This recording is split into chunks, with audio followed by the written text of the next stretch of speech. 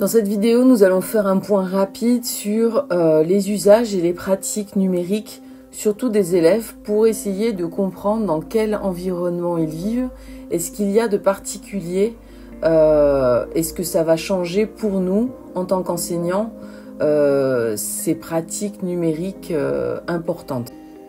Comme on l'a dit dans la vidéo précédente, le numérique est très vaste.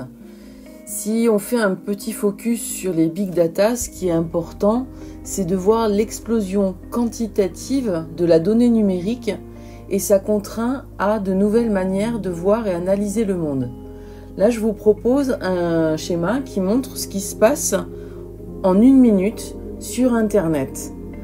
Vous voyez, c'est quand même impressionnant la masse. Donc cette infographie là que vous avez sous les yeux, regardez-la attentivement. Si vous regardez, en fait, c'est ce qui se passe par minute sur Internet et l'évolution entre 2018 et 2019. Donc vous voyez, on est sur des usages massifs du numérique.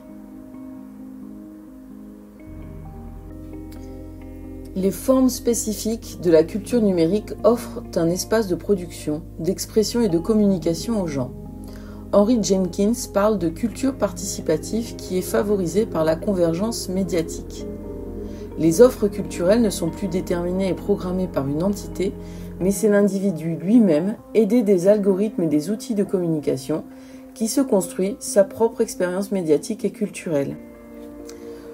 Le temps passé devant les écrans a considérablement évolué et c'est surtout ce qui se fait sur les écrans qui a changé. En 2010, une enquête de l'INSEE montre que la télévision et l'ordinateur étaient les écrans les plus regardés par les 11-14 ans. 2 heures par jour devant la télé et 50 minutes devant l'ordinateur, smartphone ou tablette, souvent accompagné d'un adulte. Mais entre-temps, l'explosion de l'usage de la tablette et des smartphones a bousculé cette tendance. On passe de pratiques d'écran familiales à des pratiques individuelles.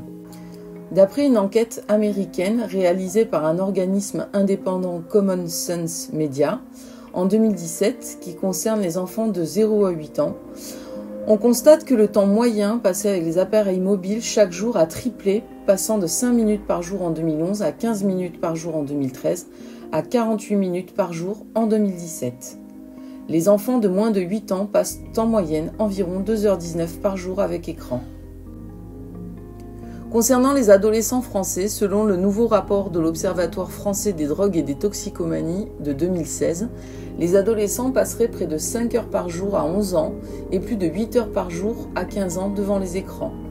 83% des adolescents de 16 ans utilisent Internet au quotidien contre 23% 10 ans plus tôt.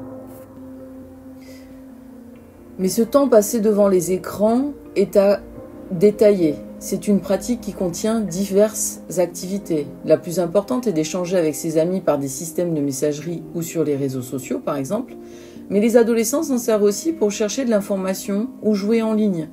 Il faut prendre en considération aussi l'essor du travail scolaire via Pronote ou les ENT des établissements.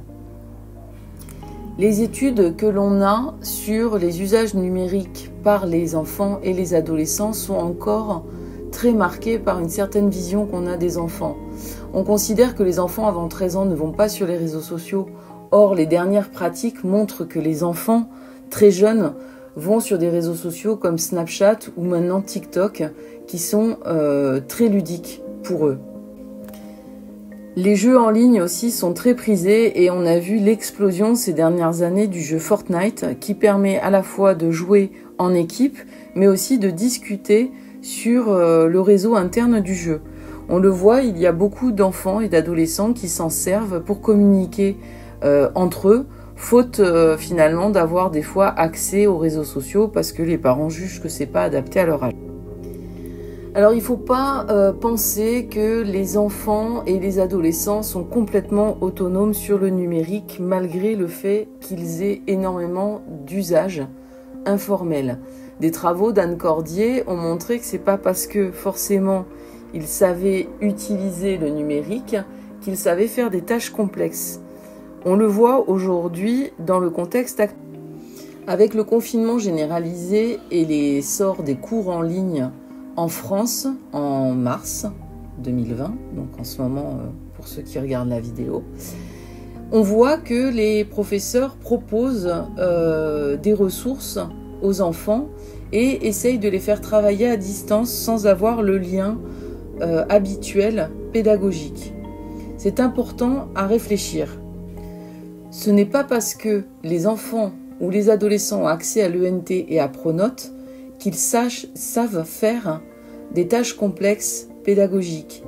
L'enseignement à distance est quelque chose qui doit se réfléchir et qui doit être utilisé à la fois en classe pour leur expliquer les codes que l'école attend, pour essayer après de prendre leurs compétences informelles et les aider à les développer.